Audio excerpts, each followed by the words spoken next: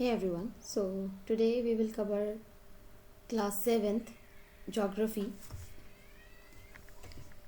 और इस बुक में या इस एनसीईआरटी की इस 7th क्लास की बुक में मेनली जो चैप्टर्स हैं वो एनवायरनमेंट से रिलेटेड हैं और सोशल साइंस में इसको और एनवायरनमेंट के नाम से ही जो टाइटल दिया गया है इस बुक को। सो उसकी डिटेलिंग है। First of all we need to go to the chapter और चैप्टर में जो मेनली दिए गए हैं 9 चैप्टर्स हैं। फर्स्ट चैप्टर दिया गया एनवायरनमेंट जो कि एक छोटा सा चैप्टर है। उसके बाद इनसाइड आवर अर्थ, ये काफ़ी इम्पॉर्टेंट चैप्टर है क्योंकि आपको जो अर्थ क्रस्ट है, मेंटल कोर, उसके बारे में पता चलेगा। उसके बाद आर चेंजिंग अर्थ, जो भी इवोल्यूशंस है उसके बारे में, air, water, natural vegetation and wild life, जो कि लास्ट क्लास में क्लास 6 में चैप्टर 7th और 8th में दोनों में पढ़ा था हमने। उसके अलावा चैप्टर 7th की बात करते हैं human environment, settlement, transportation and communication. 8th chapter है human environment interactions, the tropical and subtropical region. उसके अलावा लाइफ इन डेजर्ट।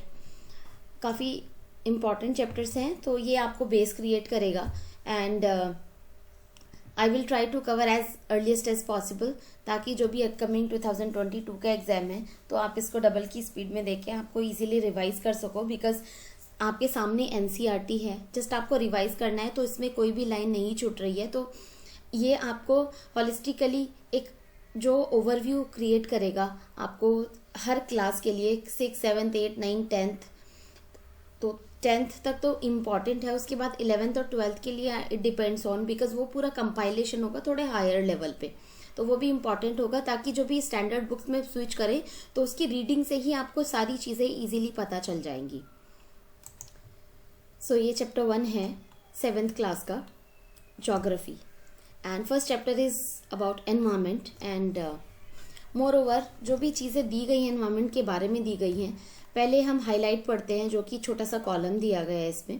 तो environment is our basic life support system, जो कि एनवायरनमेंट में चारों तरफ पेड़ पौधे हैं, जो एनिमल्स वहाँ पे रहते हैं। उसके अलावा नेचुरल वेजिटेशन है, उसके अलावा जो भी क्रॉप्स वगैरह हैं वो सारे प्रेजेंट होते हैं। That creates environment. सो जैसे घर के एनवायरनमेंट की बात करते हैं तो सब लोग मिलके एक एनवायरनमेंट का फॉर्मेशन करते हैं। सिमिलरली यहाँ पे भी दिया गया है कि पूरे सराउंडिंग में या वर्ल्ड में अगर आप इंट्रैक्शन करते हो एक दूसरे से और एक एनवायरनमेंट का फॉर्मेशन होता है, that is called environment. So यहाँ पे एक छोटी सी स्टोरी दी गई है। सो वी कैन इधर स्किप द स्टोरी और we can just go through like superficially, because after long vacation Ravi started going to school again and then noticed that the only playground next to his school was dug up, जो कि खुदा हुआ था और अच्छे से मतलब उसको कुछ डिस्टॉर्टेड हो गया था। Ravi was almost in tears when he realize that the big playground with its soft grass, marigold and butterflies is gone forever. Because जो अगर आप एनवायरनमेंट की बात करते हो, जब हम पार्क वगैरह में जाते हैं और ग्रीनरी देखते हैं, फ्लावर्स देखते हैं, तितलियां देखते हैं, तो एक अच्छी सी फीलिंग आती है। बहुत सारे रिसर्च में भी ये चीज़ें पता चली हैं। जब आप न्यूज़पेपर पढ़ते हो तो रिसर्च में दिखाया जाता है कि जो ह्यूमन हैप्पीनेस है वो ग्रीनरी से बहुत ज़्यादा इंक्रीज होती है। जैसे अगर आप नेपाल की बात करते हो या भूटान की बात करते हो, मेनली आप भूटान की बात करो, क्योंकि ग्रीनरी के लिए उसको हमेशा से वर्ल्ड्स नंबर 1 पे हैप्पीनेस इंडेक्स में सबसे ज़्यादा है। क्योंकि अगर डेवलपमेंट कम है बट वहाँ के लोग अगर खुश हैं तो वो डेवलपमेंट आई थिंक इतना इम्पॉर्टेंट नहीं होगा।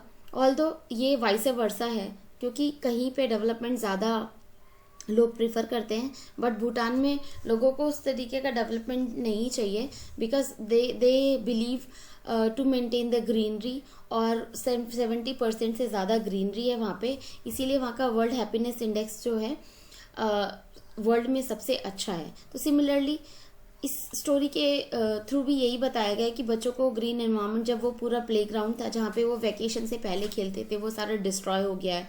वहाँ पे गड्ढे खुद गए हैं, जो बर्ड्स, बटरफ्लाई, सारी चीज़ें डिस्ट्रॉय हो गई हैं। उसी की वजह से बच्चे परेशान हैं और उसी का डिस्कशन यहाँ पे दिया गया है। So let's go to the environmental thing.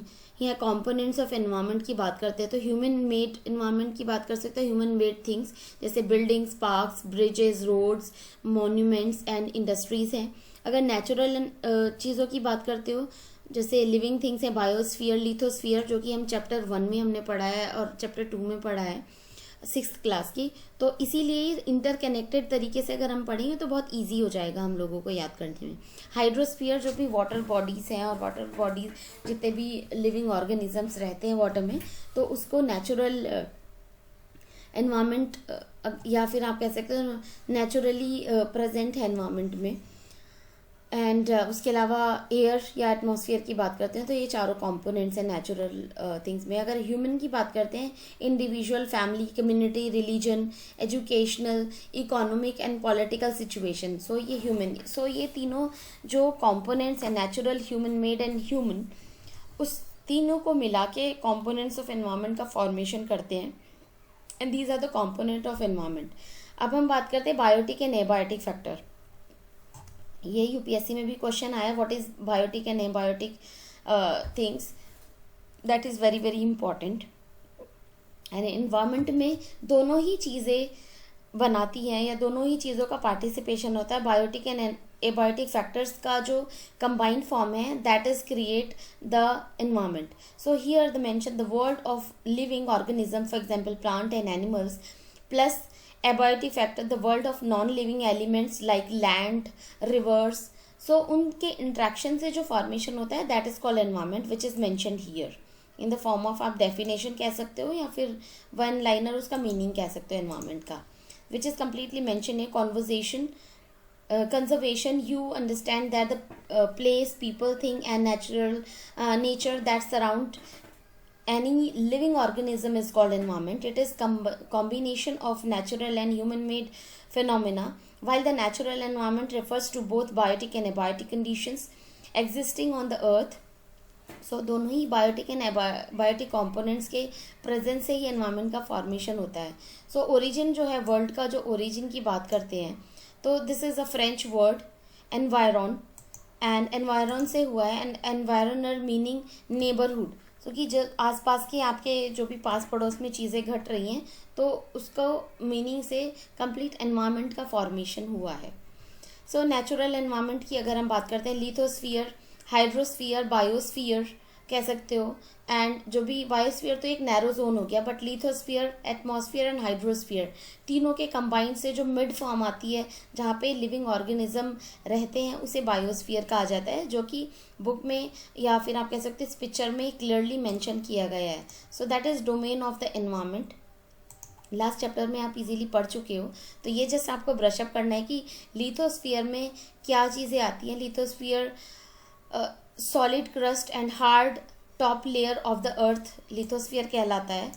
उसके अलावा अगर हम हाइड्रोस्फीयर की बात करते हैं, जो भी वाटर से रिलेटेड बॉडीज़ हैं, वो हाइड्रोस्फीयर में आता है। और एटमॉस्फेयर से जो रिलेटेड बॉडी है, एयर है जिसमें गैसेस हैं, एक दूसरे का इंट्रैक्शन है, मिक्सचर ऑफ गैसेस हैं, वो एटमॉस्फेयर में आता है। क्लाइमेट कंडीशंस है, वेदर फिनोमेनाज हैं, वो सारे एटमॉस्फेयर में आते हैं।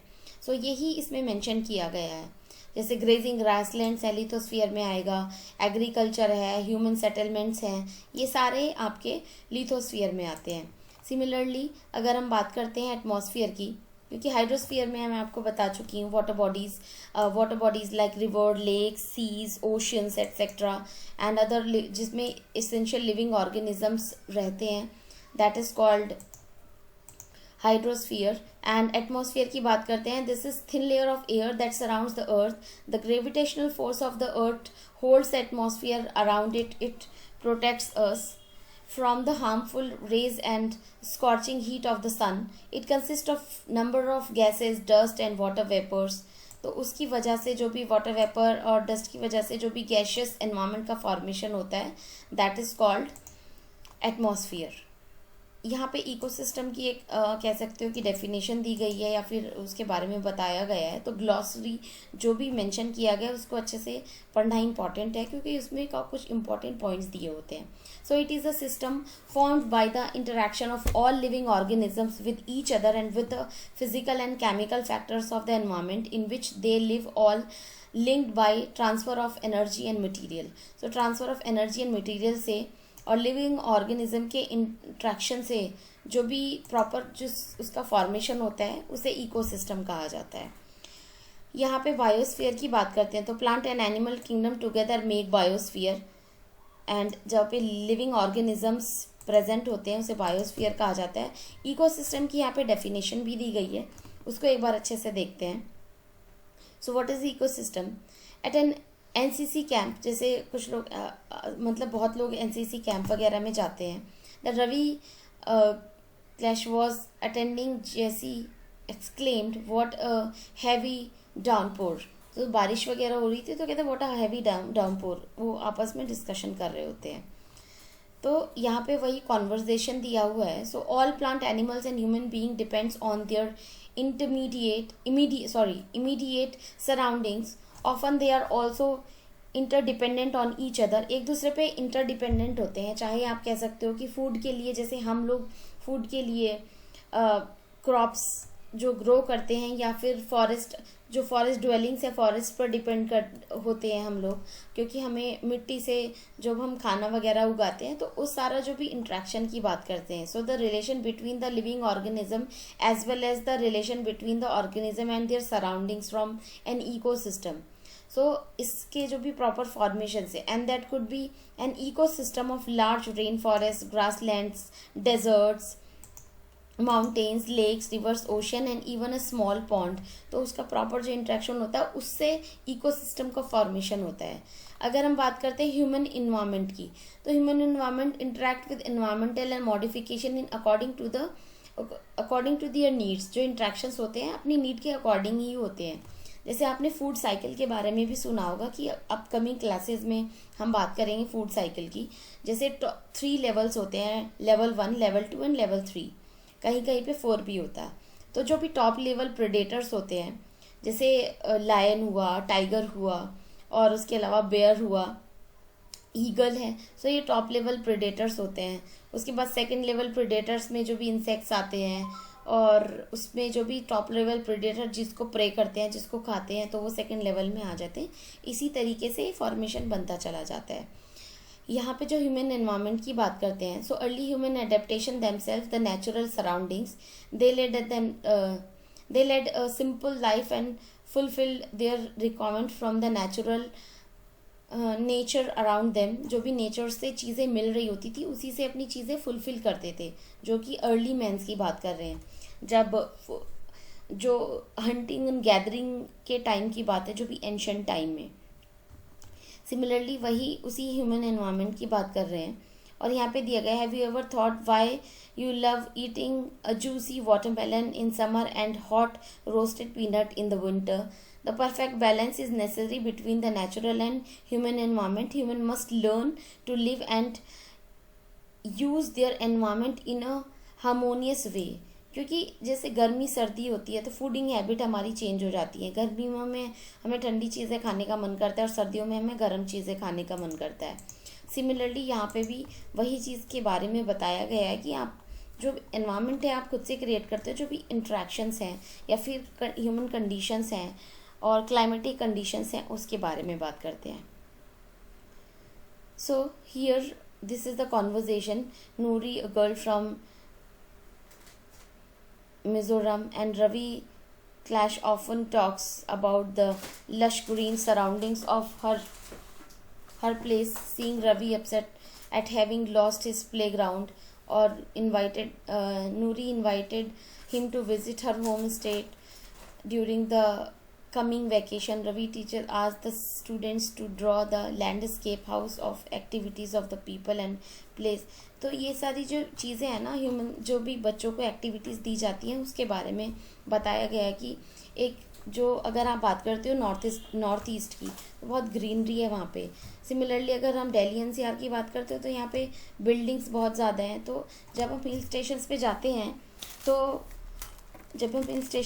हैं तो इंट्रैक्शन जो फीलिंग होती है वो डिफरेंट होती है। हमें बहुत अच्छा फील होता है हिल स्टेशंस पे जाने में, क्योंकि ग्रीनरी बहुत ज़्यादा दिखाई देती है। So this was all about this chapter and our environment. First chapter complete हो गया 7th क्लास का, and I have not taken much time. Hope I am able to make you understand. आपको revision करने के लिए बहुत easy होगा। जो भी अपकमिंग क्लासेस होंगी वो और ज़्यादा इम्पॉर्टेंट होंगी। So please share and subscribe the channel, अपने फ्रेंड्स को शेयर करिए so they can take the help from these videos. Till then, thank you so much, bye bye.